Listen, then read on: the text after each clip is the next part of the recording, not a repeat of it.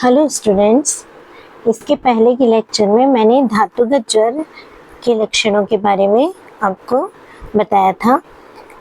आज मैं दोषज ज्वरों के लक्षणों को लेकर आई हूँ। तो आइए हम देखते हैं। तो यहाँ पर सप्त दोषज ज्वरों के बारे में वर्णन किया गया है। तो सप्त कैसे हैं? निदान स्थान में तो 8 प्रकार के ज्वरों का वर्णन किया गया था। तो 8 जो ज्वर होते हैं वो हैं 2 भेदों में। अगर हम डिवाइड करें तो 2 प्रकार के हैं, निज और आगंतुज। इनमें से निज ज्वर 7 प्रकार के होते हैं। 7 प्रकार के कैसे? निज ज्वर ही दोषज ज्वर रहते हैं। तो 7 प्रकार के ऐसे कि एक दोषज उनमें से 3 प्रकार के होते हैं, वात पित्त कफ। और द्विदोषज जो होते हैं वो पुनः 3 प्रकार के होते हैं, वात पित्त, वात कफ और कफ पित्त। और एक सन्निपातज होता है, यानी त्रिदोषज सन्निपातज। ठीक है, सन्निपातज को मिला के ये 3 और 3 6 और 1 7 हो जाते हैं। अब सन्निपातज के अलग 13 भेद होते हैं, जो कि आगे हम बताएंगे। तो इस प्रकार से दोषज ज्वर जो रहते हैं वो 7 प्रकार के होते हैं। और 8वां जो भेद है वो आगंतुक ज्वर का रहता है। तो अभी हम किन की बात करने वाले हैं? यहाँ पर सप्त दोषज ज्वरों की बात करने वाले हैं। तो उनमें से पहला है वातज ज्वर, मतलब एक दोषज 3 ज्वर जो है वो वातज है, पित्तज है और कफज है। तो क्या लक्षण आते हैं जिनसे हम पहचानते हैं कि ये वातज है या पित्तज है या कफज ज्वर है? तो सबसे पहले वातज ज्वर को देखते हैं कि वातज ज्वर का मुख्य लक्षण है विषम आरंभ विसर्गित्वम, यानी उसका जो आरंभ है, यानी जो उसका ज्वर का आना है, और विसर्ग यानी जो ज्वर का जाना है, यानी ज्वर का अंत है। तो आरंभ और अंत ये दोनों क्या होते हैं? विषम होते हैं। ये आप जरूर याद रखिएगा कि वातज ज्वर का ये मुख्य लक्षण है। तो आरंभ विषम होने से मतलब क्या है कि ज्वर की वेदना या तो कटि प्रदेश में वेदना देके ये आरंभ होगा, या शिराशूल से आरंभ होगा, या पार्श्वशूल से आरंभ होगा। तो ये जो आरंभ होगा वेदना के साथ में वो विषम रहेगा। कभी ये कटि प्रदेश से, कभी शिर प्रदेश से, तो कभी पार्श्व प्रदेश से स्टार्ट होगा। और इसी तरह विसर्ग या अंत हम कहें तो अंत में जो जहाँ वेदना के साथ में खत्म होता है वो भी इसकी विषम होगी। और हम इसे काल के अनुसार भी ले सकते हैं। तो जो वातज ज्वर के काल हैं, जिन कालों में वात प्रधान रहती है, तो वो उन कालों में से कोई भी काल विषम होगा। कि कभी तो भोजन के बाद में, भोजन के अंत में जो वात का काल रहता है वहाँ पर ज्वर ज़्यादा बढ़ेगा, या फिर रात्रि के अंत में बढ़ेगा। इस तरह से काल का भी विषमता दिखाई देगी। तो कुल मिला के इसमें जो ज्वर का आरंभ है और ज्वर का जो अंत है वो विषम होता है, हमेशा एक जैसा नहीं रहता, अलग अलग प्रकार से रहेगा। दूसरा लक्षण है ऊष्मणो वैषम्यम, ये वहाँ की जगह माँ है। तो ऊष्मा की भी विषमता रहती है, यानी ज्वर में जो ताप रहता है वो भी कभी ज्यादा रहेगा, कभी मध्यम रहेगा, कभी कम रहेगा। तो इसमें भी विषमता रहेगी। इसी प्रकार तीव्र तनुभावा अनवस्थानानि ज्वरस्य, तो ज्वर की तीव्रता या तनुता ये क्या रहेगी? अनवस्थित रहेगी, यानी वो भी विषम रहेगी। विषम यानी निश्चित नहीं रहेगी। कभी तो ज्वर बहुत तीव्र होगा, कभी ज्वर बहुत तनु होगा, यानी बहुत ही साधारण लक्षणों वाला होगा। तो ये भी विषम रहेगा।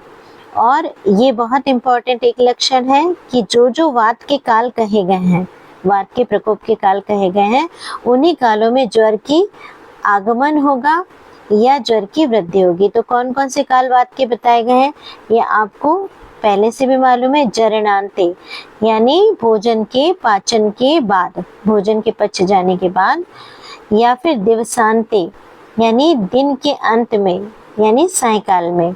निशांते यानी रात्रि के अंतिम प्रहर में। और घर मानते घर्मांते मतलब प्रावृत ऋतु यानी वर्षा काल में। तो इन कालों में अगर ज्वर आता है या उसकी वृद्धि होती है, पहले से है तो उसकी वृद्धि इन कालों में हो जाएगी, तो उससे भी हम क्या जानते हैं कि ये वातज ज्वर है, यानी वातज ज्वर के रूप इस प्रकार से होते हैं। इसी चीजों को अगर हम पित्तज ज्वर में देखें तो पित्तज ज्वर को देखिए, युगपदेव केवले शरीरे, केवले यानी संपूर्ण, और युगपदेव यानी एक साथ ही,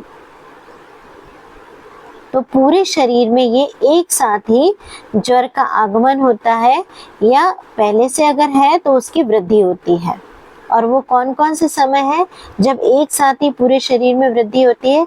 भुक्तस्य विदाह काले, यानी भोजन के जो पचने का काल है या विदग्ध होने का काल है, उस समय या तो ज्वर आता है या वृद्धि होती है और पूरे शरीर में एक साथ आता है।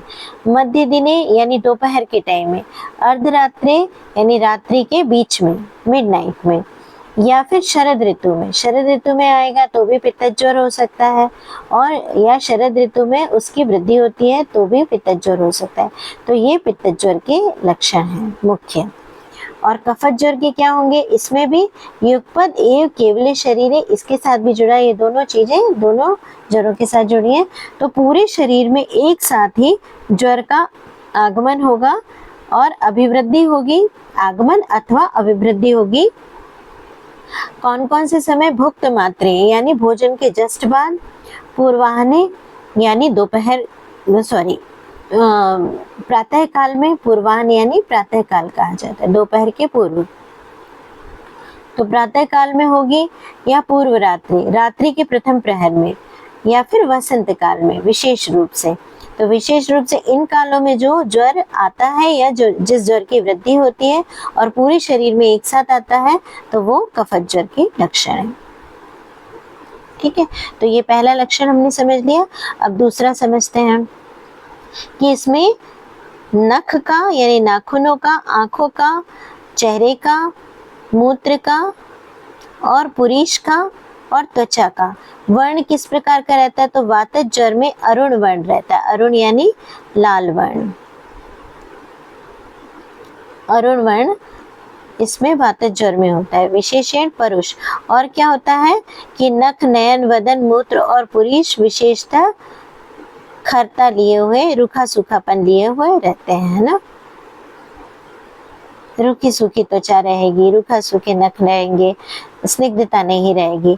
तो परुष और अरुण वर्णत्वम जब होता है तो किसका लक्षण है? ये वातज ज्वर का विशेष रूप से लक्षण है। और वही हम पित्तज ज्वर में देखें तो पित्तज ज्वर में इन्हीं चीजों का यानी नख का, नयन का, वदन का, मूत्र, पुरीष और त्वचा का वर्ण या तो हरिद्र होगा या हारिद्र होगा, हरित या हारिद, यानी हरे रंग का या हल्दी के कलर का होगा, है ना। तो क्या पित्तज ज्वर के लक्षण है। अब कफज ज्वर में यही क्या रहेगा कि नख, नयन, वदन, मूत्र, पुरीष और त्वचा की शीतलता रहेगी वहां पे, यानी ये शीतल रहेंगे, ठंडे रहेंगे। और श्वेतम यानी ये सारे श्वेत वर्ण के रहेंगे, यानी सफेदी रहेगी इनमें। तो ये दूसरा लक्षण हो गया। अब देखिए तीसरा लक्षण क्या? उष्णाभिप्रायता। चूंकि वात अपने स्वभाव में शीत होती है तो वातज ज्वर से पीड़ित व्यक्तियों को उष्ण सेवन की इच्छा रहती है ना, तो उष्णाभिप्रायता उसे कहते हैं। इसी प्रकार पित्तज ज्वर में देखें तो चूंकि पित्त उष्ण प्रकृति का होता है तो पित्तज ज्वर से पीड़ित जो रोगी रहते हैं उनमें शीताभिप्रायता पाई जाती है, यानी उनको शीतल चीजों से अच्छा लगता है, शीत लेने की कामना करते हैं आहार विहार औषध आदि में। और इसी प्रकार कफज ज्वर में हम देखें तो चूंकि कफ की प्रकृति शीतल रहती है, कफ का शीत गुण रहता है, इसलिए कफज ज्वर से पीड़ित व्यक्तियों में उष्णाभिप्रायता पाई जाती है, यानी उष्ण चीजों के सेवन की इच्छा रखते हैं, इन्हें उष्ण सेवन अच्छा लगता है। अब पुनः हम वातज ज्वर में आ रहे हैं तो वातज ज्वर में क्या रहेगा? निदान उक्ता नाम अनुपक्षयो। तो निदान उक्ता नाम क्या मतलब? निदान में जो भी कारण कहे गए हैं, हमने शुरू में जो निदान स्थान में पढ़ा था तो हमने वातज ज्वर के कुछ कारण बताए थे कि वातज ज्वर इन कारणों से उत्पन्न होता है, तो वो कहलाते हैं वातज ज्वर के निदान। तो वातज ज्वर के जो निदान है उनका अगर सेवन करे व्यक्ति जो कि ज्वर से पीड़ित है, तो उसके सेवन से उसका ज्वर और बढ़ जाता है, तो इसे कहते हैं अनुपक्षय। इसको कहते हैं अनुपक्षय होना। तो ज्वर अगर बढ़ रहा है वातज ज्वर के निदान सेवन से, तो इसका मतलब वो वातज ज्वर है। ज्वर से तो नहीं पता चल रहा हमें, लेकिन अगर हम उसे रुक्ष चीजें देते हैं या शीत चीजें देते हैं, ऐसी चीजों के खाने से उसका ज्वर बढ़ जाता है, तो इसका मतलब अनुपक्षय हो रहा है ना।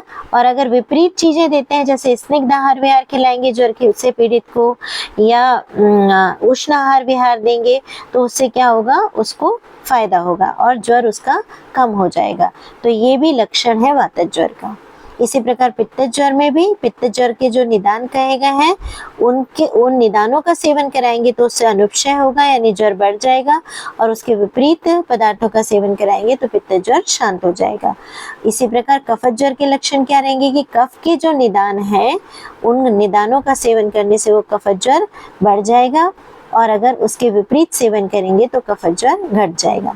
तो इस तरीके से हम ये लक्षण से ज्वर का पता लगाते हैं कि ये ज्वर है, ज्वर की डायग्नोसिस करते हैं। अब देखिए वातज ज्वर के और भी बहुत सारे लक्षण हैं, जिनमें है कषायास्यता, है ना। कषायास्यता मतलब मुख में कसैलापन होना। और वहीं पित्तज ज्वर में क्या है लक्षण, कटुकास्यता, यानी मुख में चरकापन होना, चिरपरापन होना। तो इससे हमें पता चलता है कि पित्तज ज्वर है। और वहीं कफज ज्वर में क्या होता है, श्लेष्म प्रसेका, यानी मुख से कफ का बाहर निकलना, श्लेष्मा का बाहर निकलना या लार का ज्यादा आना। तो इससे हमें पता चलता है कि कफज ज्वर है। और मुख में यहाँ पर क्या होता है, मीठापन होता है। वातज ज्वर में कषाय रहता है मुख, पित्तज ज्वर में कटु रहता है, और कफज ज्वर में मुख में मीठापन फील होता है। तो इस तरह से हम इन दोषों के अनुसार ज्वर को समझ सकते हैं। और क्या है लक्षण, तो अभी वातज के तो और बहुत सारे लक्षण हैं, जैसे उसमें मुख, तालु और कंठ में शोष रहता है, यानी सूख जाते हैं। मुख, तालु और कंठ सूखे रहते हैं, ठीक है। इसीलिए उसको पिपासा भी लगती है, तृष्णा लगती है, हृदय में जकड़ाहट होती है व्यक्ति के और अन्य लक्षणों में, और उसको छर्दी यानी वॉमिटिंग होती है या खांसी आती है, तो वो सब सूखी आती है, ठीक है। और शवथु यानी छींक का और उद्गार यानी डकारों का रुक जाना, ये भी वातज ज्वर का लक्षण है। अन्न रस उसे पसंद नहीं आता, प्रसेक यानी लार गिरना इसमें भी पाया जाता है। अरोचक रहती है, अरुचि रहती है भोजन के प्रति, और जो भी खाना खाता है वो पचता नहीं यानी अविपाक रहता है।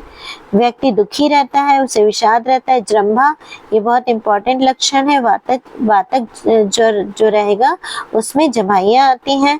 ये ज्वर के पूर्व रूप में भी वातज ज्वर का विशिष्ट पूर्व रूप है जमाइयों का आना। विनाम यानी शरीर आगे की ओर झुक जाता है। वेपथु यानी शरीर में कंपन होता है। ये सब वातिक लक्षण है। श्रम यानी थकावट होती है, थोड़ा सा भी काम करने में उससे थकावट होती है। चक्कर आते हैं, भ्रम यानी चक्कर का आना। प्रलाप यानी कुछ न कुछ वो बड़बड़ाने लगता है। और प्रजागरण यानी उसको रात में नींद नहीं आती। और रोम हर्ष यानी उसके रोम जो है रोम को वो खड़े हो जाते हैं, रोमहर्ष, गूज बम्स जिसे हम कहते हैं। और दंत हर्ष यानी दांतों में उसे फीलिंग्स होती हैं, मतलब कुछ भी ठंडा या गर्म खाने पर वो उसे पता चलता है। और क्या है, अनेक विध उपमाश चल अचलाश्च वेदनास, ना बहुत प्रकार की चल यानी चलने वाली और अचल यानी स्थिर वेदनाएं उस व्यक्ति को होती हैं। कहाँ पर, उसके अंगों में और अवयवों में। तो उसका एग्जाम्पल यहाँ दे रहे हैं कौन कौन सी, जैसे पादियों सुप्तता यानी पैरों में नमनेस आ जाती है या शून्यता आ जाती है। पिंडी की ओर उद्वेष्ट नम, और उसकी पिंडिकाएं जो रहती हैं, काफ मसल्स जो रहती हैं, उनमें ऐठन जैसी पीड़ा होती है। जानुनो यानी नी जॉइंट में, और केवलानाम च संधि नाम, और समस्त सारे जॉइंट्स में उसके विश्लेषणम यानी उनको अलग किया जा रहा है, इस प्रकार की वेदना उसको होती है। और वो साधा उसकी जंघा प्रदेश जो है उसमें भी बहुत ज़्यादा वेदना उसे पता चलती है, थकावट उसे लगती है। कटी, पार्श्व, पृष्ठ और स्कंध और बाहु और उरह स्थान में, कमर में, पाश यानी रिब्स के रीजन में, पीठ में, उसके कंधों में, उसकी बाजुओं में और उसके छाती में। ठीक है, किस प्रकार की पीड़ा होती है? या तो भग्नवती की हड्डियां टूट गई हैं, या बहुत ज़्यादा पीड़ा हो रही है, या उसे दबाया जा रहा है, या उसे मथा जा रहा है, या उसे तोड़ा जा रहा है, या दबाया जा रहा है, या खींचा जा रहा है। इस प्रकार की उसे वेदनाएं, इनमें से कोई भी प्रकार की वेदनाएं उसे प्रतीत होती है, ये भी वातज ज्वर का लक्षण है। हनवोश चा प्रसिद्धि का मतलब है मैंडिबल जॉइंट जो उसका रहता है उसे वो खोल नहीं पाता ठीक प्रकार से, यानी वो भी, उसमें भी जकड़ाहट रहती है। स्वनश्च कर्णियों, कानों में सुन सुन की आवाज आती है। और शंखियोर निस्तोदह, जो शंख प्रदेश है यानी सिर के दोनों ओर, उसमें उसको सुई चुभोने के समान वेदना होती है, जैसे कोई सूजे या सुई चुभो रहा है उस प्रकार से उसको वेदना होती है। तो ये सारे जब लक्षण आते हैं तो हम ये समझ जाते हैं कि ये वातज ज्वर के लक्षण है। इनमें से जो भी लक्षण आएंगे वात के हैं तो हम वातज ज्वर समझ जाते हैं। अब देखते हैं हम पित्तज ज्वर के क्या लक्षण रहते हैं। तो पित्तज ज्वर में अभी एक लक्षण तो हमने समझाया था, कटुकास्यता यानी मुख का कटु प्रतीत होना, और घ्राण, मुख, कंठ, औष्ठ, तालु, पाकः, ये बहुत इंपॉर्टेंट चीज है कि ये पक जाते हैं। उसका घ्राण यानी नासा, मुख, कंठ प्रदेश, ओठ और तालु में पाक उत्पन्न हो जाता है, यानी यहाँ पर पस फॉर्मेशन हो सकता है या छाले पड़ सकते हैं, इसको हम छाले कह सकते हैं। ठीक है, छाले पड़ना।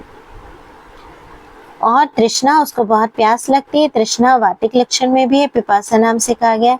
मद होता है यानी वो नशे में जैसे हो उस तरह से व्यवहार करता है। भ्रम यानी उसको चक्कर आते हैं, सिर घूमता है, मूर्छा, बेहोशी भी आ सकती है। पित्त का छर्दनम यानी उसको वॉमिटिंग होती है जिसमें पित्त निकलता है। अतिसार दस्त लग सकते हैं उसको, डायरिया हो सकता है। अन्न में द्वेष रहता है उसको। सदनम, थकावट रहती है। पसीना ज़्यादा निकलता है, पसीना भी उसको ज़्यादा निकलता है। प्रलाप यानी वो बड़बड़ाता है। ये इम्पोर्टेंट है। रक्त कोठाभि निवृत्ति शरीरे, यानी शरीर में रक्त चकत्तों का आ जाना, रक्तवर्ण के यानी लाल चकत्तों का आ जाना, ये भी लक्षण है पित्तज ज्वर का। और अत्यर्थम उष्णस तीव्र भाव, जो भी उसको ताप बढ़ा हुआ है वो बहुत ज्यादा मात्रा में, यानी हाई ग्रेड फीवर चढ़ता है, उसको हाई ग्रेड फीवर चढ़ता है। और अति मात्रा में उसको दाह यानी जलन होती है शरीर में। तो ये सब पित्तज ज्वर के लक्षण है। वहीं अगर किसी व्यक्ति को कफज ज्वर हुआ है तो कौन से लक्षण आएंगे? सबसे पहले तो उसको पूरे शरीर में भारीपन लगेगा, गुरुगात्रत्वम, अन्नाभिलाषा यानी अन्न की अभिलाषा उसको बिल्कुल भी नहीं रहेगी, खाना खाने की इच्छा बिल्कुल नहीं करेगी। श्लेष्म प्रसेका यानी वो थूकता रहेगा, कफ थूकेगा, मुख में से श्लेष्मा का ज्यादा आना। और मुख माधुर्य यानी मुख में मीठापन प्रतीत होना। हल्लास यानी जी मिचलाना, उसका जी मिचलाएगा। हृदयोपलेप, उसको ऐसा लगेगा जैसे हृदय प्रदेश पे कुछ लेप लगा दिया गया है। इसमें इस्तमित्वम यानी गीले कपड़े से ढके हुए के समान प्रतीत होना, ये भी कफज लक्षण है।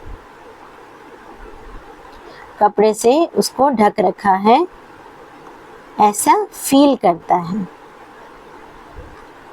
ढका नहीं होता लेकिन उसको इस तरह से अपना शरीर लगता है जैसे गीले कपड़े से ढका हुआ है। और छर्दी यानी वॉमिटिंग होना, उसकी अग्नि बहुत मृदु हो जाती है, निद्रा बहुत ज्यादा आती है। देखिए वातज लक्षण में क्या था? निद्रा का समाप्त हो जाना। फिर से दिखाते हो प्रजागरण है ना, तो प्रजागरण यानी निद्रा नहीं आती उसको। और यहाँ पर कफज ज्वर में निद्रा की अधिकता है। ठीक है। और स्तंभ यानी जकड़ाहट आ जाती, तंद्रा एक ही स्थान पर बैठे रह जाता है बिना कुछ मतलब बोले। और कास और श्वास है ना, वहां पर शुष्क कास, जहाँ वातज ज्वर था वहाँ शुष्क कास और शुष्क छर्दी था, यहाँ पर कास और उसके बाद श्वास यानी डिस्निया, विकास यानी कफ और श्वास यानी डिस्निया, ये डेवलप हो जाते हैं। और प्रतिष्ठा यानी सर्दी जुकाम हो रहा होता है तो हम ये जान जाते हैं कि ये कफत ज्वर है। अब देखते हैं जो चिकित्सा स्थान में मेनली बताए गए हैं, वो तो निदान स्थान में ही बता दिए थे। निदान स्थान में जो पूरे लक्षण किसके नहीं बताए गए थे, इन 3 ज्वरों के लक्षण यानी द्विदोषित ज्वरों के लक्षण नहीं बताए थे। तो द्विदोषित ज्वरों के यहाँ पर लक्षण क्या है? पहला वातपित्तिक ज्वर देखते हैं तो नेचुरली इसमें प्रकृति समसंवेद सिद्धांत के अनुसार वात के और पित्त के ज़्यादा साइंस होंगे। तो शिरोरुग, सिर में पीड़ा होना, ये इसका मेन लक्षण है वातपित्तिक ज्वर का। परिणाम भेदो यानी संधियों में दर्द होना, दाह, उसके पूरे शरीर में जलन होती है, रोमहर्ष होता है यानी गूज़बम्प्स होते हैं, कंठ हास्य शोषो, कंठ और गले का सूख जाना, कंठ और मुख का सूखना, वमथु यानी वॉमिटिंग होना, ये पित्त का विशेष लक्षण है। तृष्णा होना, वात पित्त दोनों के कारण होता है। मूर्छा आ जाती है व्यक्ति को, उसको चक्कर आते हैं, अरुचि होती है, स्वप्न का नाश हो जाता है यानी एंसोम्निया, उसको नींद नहीं आती, बहुत ज़्यादा बोलता है वो वातपित्तिक ज्वर का रोगी जो रहता है, और उसको जम्भा यानी जमाइयाँ आती हैं, तो ये वात पित्त ज्वर का लक्षण है। इसी तरह वात श्लेष्मिक ज्वर क्या है? उसको शीतक यानी शीत पित्त निकलता है, इसको शीत पित्त भी कहते हैं, शीतांग पीछे से कहते हैं, शीतांग निकलना यानी त्वचा पर कुछ ठंड जब बहुत बढ़ती है तो आपने देखा होगा पैरों में चकत्ते पड़ जाते हैं, इस तरह से चकत्ते पड़ जाना, एक ये अर्थ किया जाता है। दूसरा ठंड लगना है ना, ठंड लगना, तो उस व्यक्ति को बहुत ज़्यादा ठंड लगती है तो उसे भी शीतक कहा जाता है। तो इस तरह से 2 अर्थ किए जाते हैं। और सारे शरीर का भारीपन, उसको तंद्रा आती है, उसको गीले कपड़े के समान लपेटा हुआ प्रतीत होता है, और परिणाम स्वरूप पूरे संधियों में पीड़ा होती है, शिरोग्रह, सिर में जकड़ जाना, और सर्दी होना, जुखाम, कास होना, खांसी आना, स्वेद का अप्रवर्तन है ना, यहाँ पर क्या होता है, स्वेद नहीं आता, उसको स्वेद रुक जाता है, तो वात श्लेष्मिक ज्वर का ये लक्षण है। संतापो मध्य वेगश्च, और इम्पॉर्टेंट बात क्या है, यहाँ पर संताप, जो शरीर का ताप बढ़ता है वो मध्य वेग का रहता है, बहुत ज़्यादा भी नहीं और बहुत कम भी नहीं, मध्य वेग का संताप चढ़ता है। श्लेष्म पैत्तिक ज्वर जो है उसमें क्या होगा, उसमें बार बार ठंड लगेगी और बार बार जलन भी होगी, गर्मी भी लगेगी, है ना। तो चूंकि श्लेष्मा भी है और पित्त भी है, श्लेष्मा के कारण ठंड लगती है, पित्त के कारण गर्मी लगती है, तो बार बार उसको दाह भी होगा और बार बार शीत भी लगेगी। ऐसे स्वेद स्तंभो मुहुर्मुहुः, बार बार उसको पसीना निकलेगा भी और बार बार पसीना रुक भी जाएगा, तो ये दोनों लक्षण आएंगे। जबकि वात श्लेष्मिक, इसमें स्वेद का अप्रवर्तन हो जाता है। मोह उसको होगा, है ना, यानी कंफ्यूजन क्रिएट होगी, उसको कुछ समझ में नहीं आएगा, खांसी आएगी, अरुचि रहेगी खाने में, उसको प्यास लगेगी, और श्लेष्म पित्त का प्रवर्तन, उसको श्लेष्मा और पित्त निकलेगा, अगर वो वॉमिटिंग करेगा या मुख से श्लेष्मा और पित्त बाहर निकलता है। लिप्त तिक्तास्यता, उसका मुख जो होगा वो कड़वा लगेगा, कड़वा, और उस जैसे उसके मुख के अंदर कुछ लेप लगा हो, इस तरीके से उसको पता चलेगा, और तंद्रा आएगी। तो ये क्या है, श्लेष्म पित्त ज्वर के लक्षण हैं। अब आइए हम सन्निपातित ज्वरों को देखते हैं यहाँ पर। तो सन्निपातित ज्वर 13 प्रकार के कहे गए हैं, तो यहाँ पर सबके चरक ने लक्षण बताए हैं। तो वात पित्तोल्बण हीन कफ। अच्छा, सन्निपातित ज्वर क्या है, जिसमें त्रिदोषों का प्रकोप रहता है। तो त्रिदोष का प्रकोप है, यानी तीनों दोषों का तो है प्रकोप, पर तीनों दोषों में से भी कोई ज्यादा बड़े हो सकते हैं, कोई कम बड़े हो सकते हैं, तो उस प्रकार से 13 प्रकार यहाँ बताए गए। तो पहला प्रकार कहा गया वात पित्तोल्बण हीन कफ, यानी जिसमें वात और पित्त तो बड़े हुए हों पर कफ कम मात्रा में बढ़ा हुआ हो, तो ये अगर ये बहुत ज़्यादा मात्रा में है, इनको अगर हम 2 पॉइंट्स दे रहे हैं तो ये मात्र आधा पॉइंट बढ़ा हुआ होगा। तो इस कारण तीनों दोष बड़े हैं, लेकिन कफ बहुत कम मात्रा में और वात पित्त बहुत ज़्यादा मात्रा में। तो ऐसा जो सन्निपातित ज्वर है त्रिदोषज है, उसमें लक्षण क्या आएंगे? चक्कर आएंगे, प्यास लगेगी व्यक्ति को, जलन होगी या गर्मी लगेगी, और शरीर में गौरव भी होगा, भारीपन भी होगा, और सिर में बहुत ज़्यादा पीड़ा होना। ये इसका विशिष्ट लक्षण है वात पित्त ज्वर का। वात पित्त उल्बण और हीन कफ का लक्षण है, और वहाँ वात पित्त ज्वर में भी ये लक्षण आपको बताया गया था। तो इस तरह से जहाँ ये बड़े हुए और कफ हीन है, वहाँ पर कफ के लक्षण आएंगे पर कम लक्षण आ रहे हैं, ठीक है, और बाकी वात और पित्त के ज़्यादा लक्षण आ रहे हैं। इसी तरह वात कफोल्बण और हीन पित्त जब है तो लक्षण क्या आएंगे? उसमें शरीर में ठंड लगेगी, कास खांसी आएगी, अरुचि होगी, तंद्रा होगा, पिपासा होगा, दाह होगा, शरीर में पीड़ा होगी और व्यथा होगी। तो रुक व्यथा, पीड़ा और व्यथा लगभग एक जैसे हैं। तो ये इसमें मुख्यतः किसके लक्षण आएंगे? वात कफ के लक्षण आएंगे, और थोड़े लक्षण पित्त के भी आएंगे, जैसे दाह होना, है ना, ये पित्त का लक्षण है, और बाकी वात और कफ के लक्षण है। इसी तरह पित्त कफोल्बण और हीन वात जो रहेगा, उसमें पित्त और कफ के ज़्यादा साइंस आएंगे, जैसे छर्दी, शैत्य, है ना, और मोहर, दाह, तृष्णा, मोह, अस्थि वेदना, और वात के कम लक्षण होंगे, जैसे यहाँ पर अस्थि वेदना लक्षण वात का है। इसी तरीके से बाकी के भी हमें समझना है। तो यहाँ पर सबके लक्षण लिखे गए हैं, आपको इन्हें अच्छे से पढ़ लेना है। इनको मतलब बोल के बताने की ज़रूरत नहीं है, आपको स्वयं ही इनको पढ़ के समझ लेना है। बस यही है कि जिस सन्निपात में जो भी चीज़ उल्बण है, यानी जो ज़्यादा बढ़ी हुई है, उसके लक्षण ज़्यादा आएंगे, और जो कम बढ़ी हुई है यानी हीन है, उसके लक्षण भी आएंगे पर वो कम आएंगे। जैसे ये वातोल्बण है तो इसमें संधिशूल, अस्थिशूल, शिरशूल, प्रलाप, ये सब लक्षण किसके हैं? वात के लक्षण है। और गौरव कफ का है, भ्रम वात और पित्त दोनों के हैं, और तृष्णा पित्त का है, और कंठास्य शुष्कता ये भी वात का लक्षण है। तो इस तरीके से जो पित्त के लक्षण है वो कम मात्रा में है और वात के लक्षण ज़्यादा मात्रा में। इसी तरह पित्तोल्बण और हीन कफवात में रक्त बिंद मूत्रता ये भी पित्त का लक्षण है, दाह है, स्वेद है, तृषा है, ये सब पित्त के लक्षण है। और कुछ कफ और वात के भी लक्षण आएंगे, जैसे तृष्णा जो है कफ और वात के कारण भी वात के कारण भी होता है। बल का संक्षय, क्योंकि कफ कम है इसलिए बल का संक्षय हो रहा है, और मूर्छा पित्त का लक्षण है। इस तरह से लक्षण आएंगे। तो ये चरक ने जो कहा है, वैसे तो हमें इन्हें रट ही लेने चाहिए, क्योंकि बहुत ज़्यादा इन्होंने रिसर्च करके फिर उस लक्षणों को लिखा रहता है आचार्यों के द्वारा। तो हमें उन्हें ही याद कर ले तो भी हम ज्वर को पहचान सकते हैं। इसी तरह कफोल्बण में आलस्य, अरुचि, हृल्लास और हीन वात पित्त के भी लक्षण है, जैसे दाह, व में फिर कफ का लक्षण, अरति, भ्रम पित्त का, तंद्रा कफ का, और कास भी कफ का। तो इस तरह से यहाँ पर लक्षण है। तो कुछ तो प्रकृति समसंवेद से होते हैं और कुछ विकृति विषम संवेद से अलग भी लक्षण आते हैं, तो उन सबको हमें याद करना है। तो अब यहाँ पर और बता रहे, कफोल्बण, मध्यपित्त, हीन वात, ये सिंगल यानी एक बड़ा है, एक मध्यम मात्रा में, एक सबसे कम मात्रा में, है ना। ऐसे भी 3 भेद होते हैं, है ना। तो ये हमें याद रखना है। इनके लक्षण आप पढ़ लीजिएगा।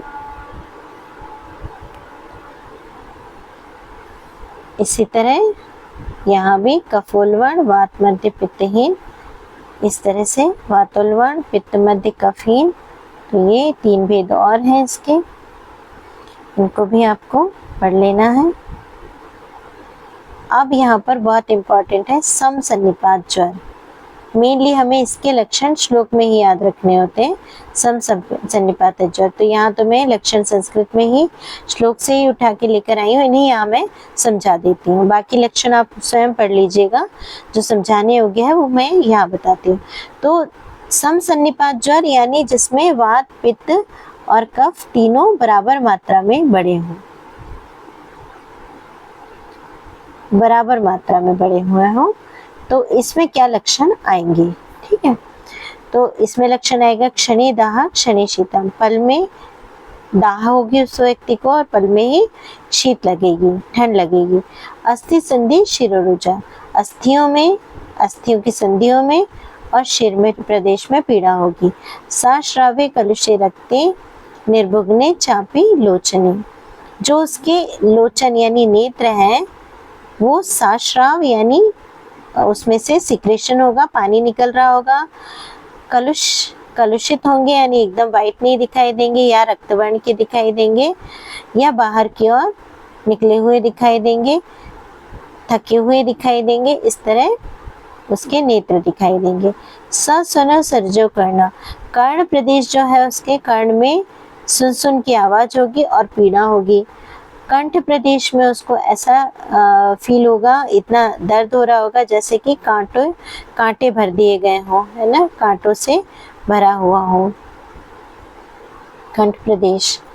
तंद्रा होगी, मोह होगा व्यक्ति को, प्रलाप होगा, कास, श्वास, अरुचि और भ्रम, इन सब का अर्थ आपको पता है। और क्या लक्षण आएंगे। परिदग्धा खर स्पर्शा जिह्वा, उसकी जो जीभ है वो उसमें छाले पड़े होंगे और बहुत ही खर स्पर्श होगा, खुरदुरी होगी। स्रस्तांगता परम, और पूरे उसके जो अंग हैं वो बहुत ज़्यादा शिथिल हो गए होंगे।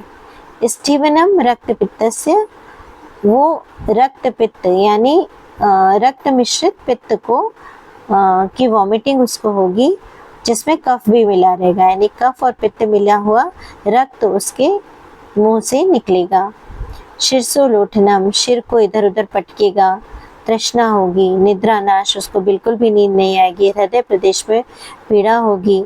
स्वेद मूत्र पुरीशानाम चिरा दर्शनम अल्पसा, यानी स्वेद, पसीना, मूत्र और पुरीश ये या तो देर में दिखेंगे, बहुत ज़्यादा देर में दिखेंगे, यानी देर में आएगा मूत्र, देर में पुरीश आएगा, स्वेद भी बहुत देर में निकलेगा और जब निकलेगा भी तो बहुत ही अल्प मात्रा में निकलेगा।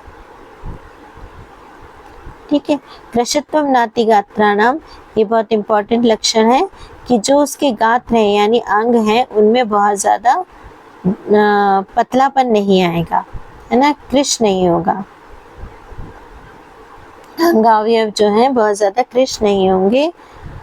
कुछ आचार्यों ने इसको अलग पाठ भी किया है, उन्होंने लिखा है कि गात्रों में बहुत ज़्यादा कृष्णता आ जाना, तो ये थोड़ा सा प्रक्षिप्त है, एकदम क्लियर नहीं है इस चीज़ का कि आचार्य चरक ने तो अंग अवयवों का ज़्यादा कृष्ण न होना यही लक्षण दिया है। प्रततम कंठ कूजनम, कंटिन्यूअस क्या होगा, कंठ में कूजन की आवाज़ आएगी, यानी वो गुड़गुड़ाहट की आवाज़ कंठ से निकालता रहेगा, घुरघुर की आवाज़ निकालता रहेगा, तो उसको कहते हैं कंठ कूजनम। और व्यक्ति को के शरीर में कोठा नाम, श्याव रक्ता नाम, श्याव रक्त वर्ण के या श्याव वर्ण के जो चकत्ते हैं, कोठ यानी चकत्ते हैं, या मंडल, है ना, मंडल जैसे बने हुए उसकी त्वचा पर दिखाई देते हैं। मुकत्वम, या तो उसकी वाणी ही रुक जाती है। श्रोतसाम पाको, उसके जो श्रोतस हैं उनमें छाले पड़ जाते हैं या पाक होने लगता है, और उसका जो उदर प्रदेश है उसमें भारीपन लगता है। चिरात पाकश्च दोषाणाम, और जो दोष हैं वो बहुत ज़्यादा देर में पकते हैं यानी पचते हैं, दोष बहुत समय तक बने रहते हैं और उनका पाचन सही समय पर नहीं होता। ये सारे लक्षण सन्निपात ज्वर के हैं। तो सन्निपात ज्वर बहुत इंपॉर्टेंट है, इसके लक्षण हमें श्लोक में ही याद रख लेने हैं। अब यहाँ पर एक और इम्पॉर्टेंट चीज़ है कि सन्निपात ज्वरों को आचार्य भाव मिश्र ने क्या नाम दिए हैं। तो आचार्य चरक ने तो इनके नाम नहीं दिए, पर भाव मिश्र ने किसी भालू की तंत्र के आधार पर इन्हें नाम भी दिए हैं और इनमें कुछ और लक्षण भी जोड़े हैं जो कि चरक में नहीं है, तो वो वहीं से पढ़ने योग्य है। बाकी चरक ने अपने आप में कंप्लीट ही लक्षण दिए हैं, तो आप चरक के भी याद कर सकते हैं, पर ये नाम जरूर याद रखना है। तो इसमें जो पहला ज्वर था वात पित्तोलवण हीन कफ, उसका वभ्रू नाम दिया है। वात कफोलवण हीन पित्त जो है उसका शीघ्रकारी नाम दिया है। पित्त कफोलवण हीन जो वात है उसका वल्लू नाम दिया है। अब वातोलवण, पित्तोलवण और कफोलवण हीन कफवित, हीन कफवात और हीन वात पित्त जो जड़ हैं उनका नाम दिया विस्फारक, आशुकारी और कंपन। इसी तरह कफोलवण मध्य पित्त हीन वात जड़ का वैदारिक नाम दिया है। पित्तोलवण हीन कफ और वात जड़ का याम्य नाम दिया है। वातोलवण मध्य कफ हीन पित्त जड़, उसका क्रकच नाम दिया है। यहाँ पर पित्तोलवण मध्य कफ होगा, मध्य कफ और हीन मध्य कफ और हीन वात जड़, इसको थोड़ा देख लेना, उसका याम्य नाम है। यहाँ थोड़ा गलत लिखा गया है। वातोलवण मध्य कफ हीन पित्त जड़ का क्रकच है। कफोलवण वात मध्य पित्त हीन का कर्कट जड़ है। ठीक है, और इसी प्रकार वातोलवण पित्त मध्य कफहीन जड़ का सम्मोहक नाम है और पित्तोलवण वात मध्य कफहीन जड़ का पाकल नाम है। और जो सम सन्निपात है ये फिर इम्पोर्टेंट है बहुत ज़्यादा, इसका नाम क्या दिया गया है, तो इसका कूट पाकुल नाम है। तो इस प्रकार से हमें इन चीज़ों को थोड़ा थोड़ा याद रख लेना है, खास खास चीज़ों का। और यहाँ पर दोषज ज्वर सभी समाप्त करती हूँ। इसके बाद आगंतुक ज्वर के साथ अगले लेक्चर में फिर मैं आऊँगी। तब तक के लिए धन्यवाद।